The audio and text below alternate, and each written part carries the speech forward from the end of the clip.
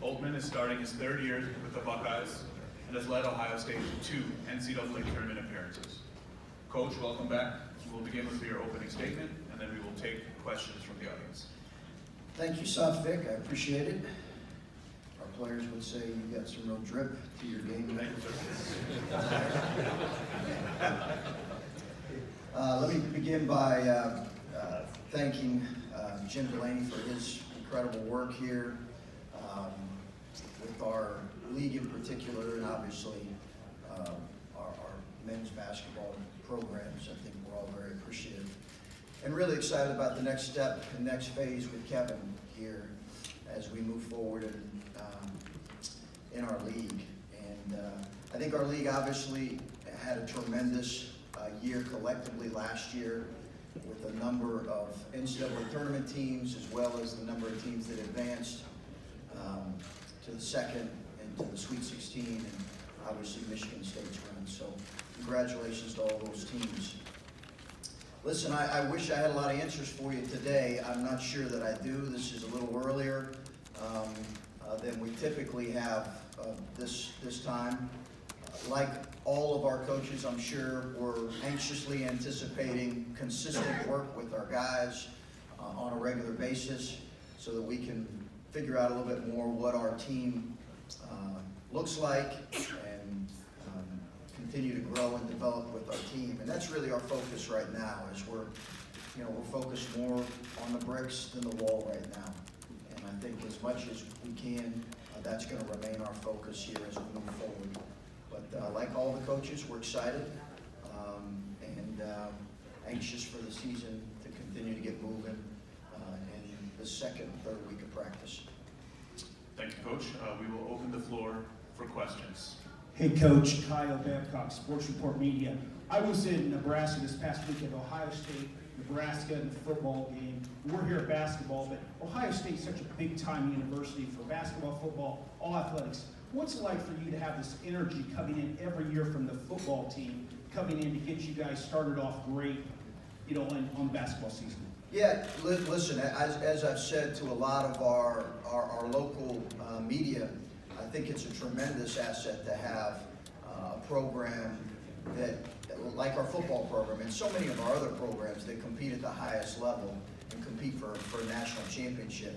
Like you, I watched that game. It was a tremendous environment in Lincoln, as you'd expect for really all of the basketball games and the football. Tremendous environment. I'm so happy for Brian and his staff and how they're playing, and obviously I'm sure he's focused on the next game, which is Michigan State on Saturday. Hey, Chris, Bill Ennis from The Athletic. What do your guys say about your drip? Thank you. I just ran into them, and they were pleased. They were pleased. I didn't get the drip comment like I did after one of our games last year, so maybe I need to step up my game. You had mentioned maybe a week or two ago that EJ and Justin and Musa were all dealing with some injuries, and it sounded like you expected at least Justin and EJ back at some point.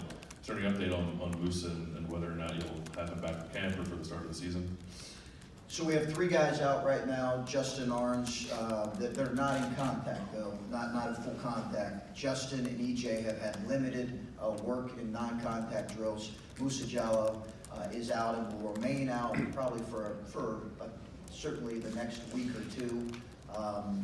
So obviously we want to get those guys back as quickly as we can. I believe that EJ and Justin will begin to go full practice here in the next few days, as long as their test results come back positive. Tom Bruce, SportsIllustrated.com. I know this league is always good, but can you talk a little bit about the depth of this league, and especially with the 20-game schedule, what that grind is like from beginning to end? It's a great question. We experienced it last year, and I think it is.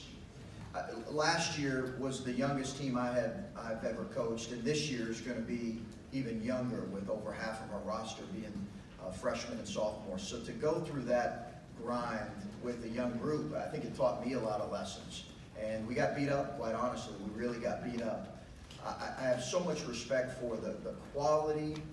It's clearly, in my mind, the deepest league in the country. I mean, I think it's arguable, there could be other leagues that you would consider along those lines, but the depth of it is what makes it, I think, special, and I don't see that changing anytime soon. I think it's going to be as deep or deeper than it was last year. Jim Warner, 24/7 Sports. Obviously, you got a talented player out of this state, Chris, and EJ Liddell. When he is healthy, what does he bring to your program? What does he bring to the Big Ten? You know, he's one of those really interesting, and we've got him. Penn State has an incredible one that's a mismatch issue at the forward position. That's a tremendous player on both ends, and Lamar. I think for EJ, he's one of those guys that is just a difficult matchup when he's really, playing well. And he's going to go through some ups and downs and bumps and bruises. But what we loved about him was his ability to obviously impact the game on both ends, but really he's got a unique skill set at that size. And he's one of those guys that, you coach guys that are kind of wired to score. They can roll out of bed a little bit and score, and that's what EJ can do. He's got to get healthy, got to get in better shape, but we're excited about his year. Adam Yardy with the Columbus Dispatch. Pat Chambers was up here talking about Lamar Stevenson and said he's challenged him to have like a Mamba mentality every drill, every practice, every game. Have you challenged Caleb in any way like that? And what have you seen from him in like the early going year of practice? Has Lamar not had that in the past? Because he's been pretty Says to be challenged.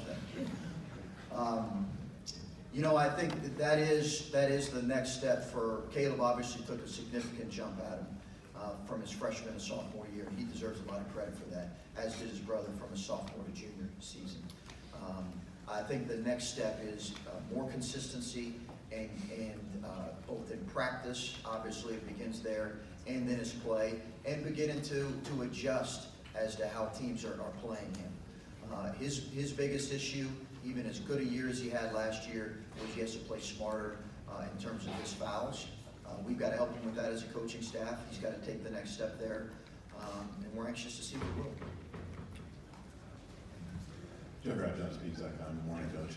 As far as the point guard situation goes, do you guys have somebody you look at and say, okay, he's the likely starter, or with CJ and DJ, you're going to let that play out for a little while?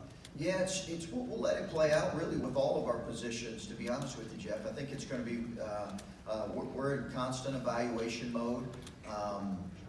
I think that position, it's exciting to us because we have some experience, obviously, in CJ Walker and DJ Carton, a young guy who is really gifted. So we'll play those two together as well. So we don't always look at it as an either-or situation. I think there'll definitely be times where they play together.